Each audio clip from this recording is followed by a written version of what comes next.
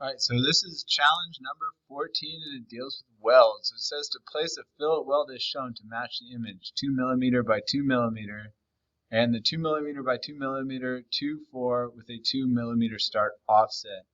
What is the center of gravity of the assembly? So they give you this picture so you can kind of see what it looks like. So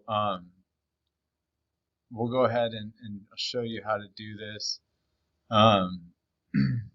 So we start here. Let's do the just regular fillet weld first. So we have to rotate to the back of the shape. We'll click on fillet or welds and then click on fillet. 2 millimeter, 2 millimeter, and the throat should be 2 millimeters. This stuff should just be blank, and all this should be blank. So then we click the one selection, click your base, one place where you want the weld, and then two, you click the other one.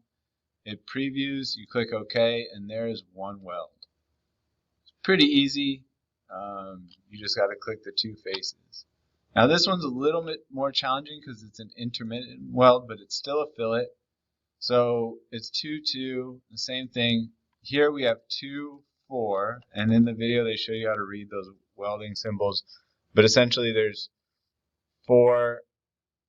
If you look at this, it's 4, and then it's every 4 inches, and then there's every 2. And then here we put 2 millimeters as the offset. We'll do our selection, so click this face, and this face. And then it goes every 2, so it offsets 2, goes every 2. And that's what we have in the picture. So now it looks like the picture. We can look at it. I just took this stuff from here. 1, 2, 3, 4, 5, 6, 7, 8. 1, 2, 3, 4, 5, 6, 7, 8. So that gave us what we needed. We go up to eye properties, physical, choose update, and they want your center of gravity.